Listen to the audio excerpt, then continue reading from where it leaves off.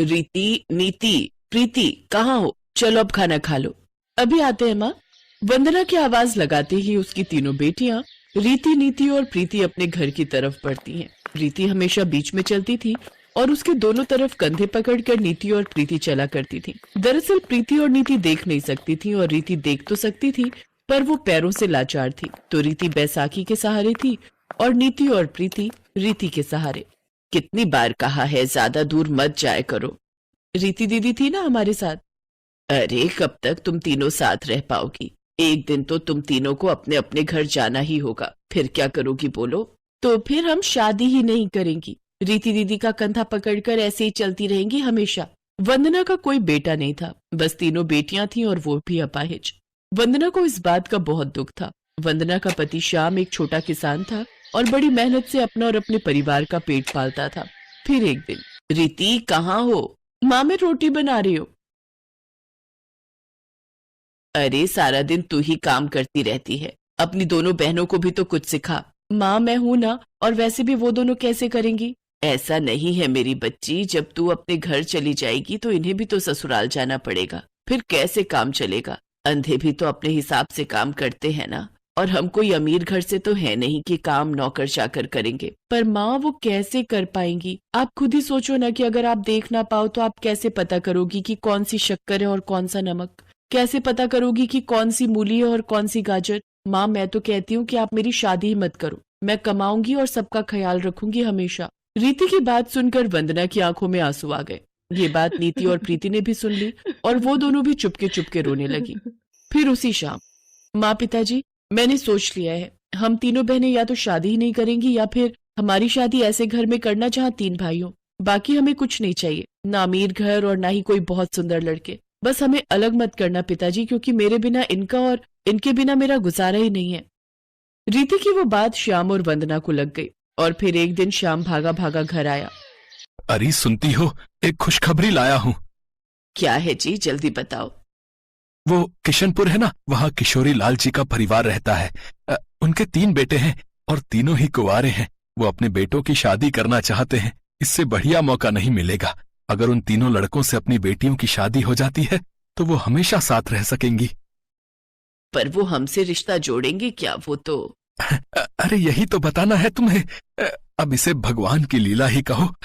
वो तीनों भाई भी जरा कम देख पाते हैं, इसीलिए शायद वो मान जाए।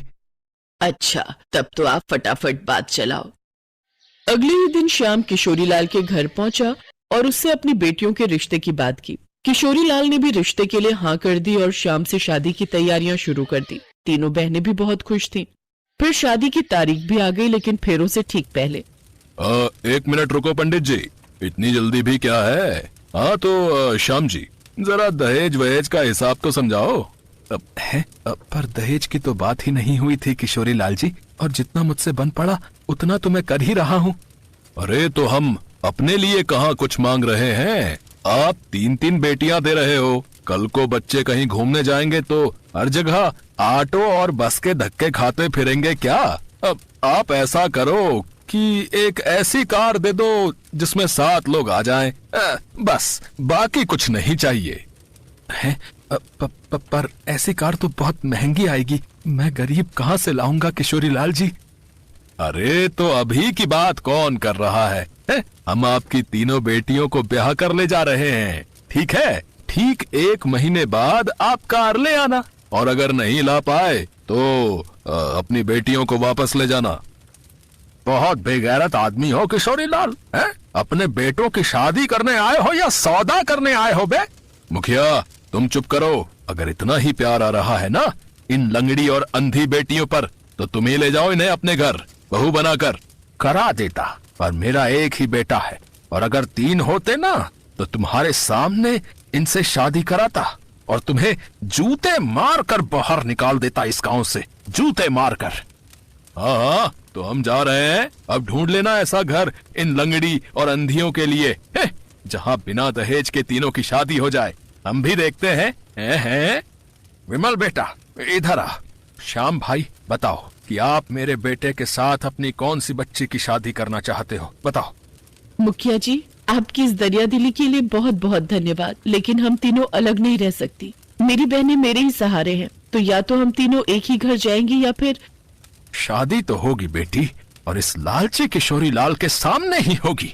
श्याम भाई, मेरा एक ही बेटा है और आपको अजीब लगेगा, लेकिन अब कोई चारा नहीं है। मैंने जबान दे दी है, मैं अपनी तीनों बेटियों का हाथ अपने बेटे विमल के लिए मांगता हूँ। बताओ, आपको मंजूर है? मुखिया की बात सुनकर वहाँ हर आदमी हैरान था, पर तभी रीति के कंधे पकड़कर नीति और प्रीति मुखिया के सामने खड़ी हो गईं और उनके पैर छुए। फिर उसी मंडप में तीनों बहनें हमेशा के लिए एक साथ हो गई और इस तरह तीनों बहनों ने अग्नि को साक्षी मानकर एक ही लड़के से शादी कर ली और वो लड़का बन गया 3 बहनों का एक पति। और किशोरीलाल अपने 3 बेटों के साथ खाली हाथ वहाँ से बेइज्जत होकर चला गया।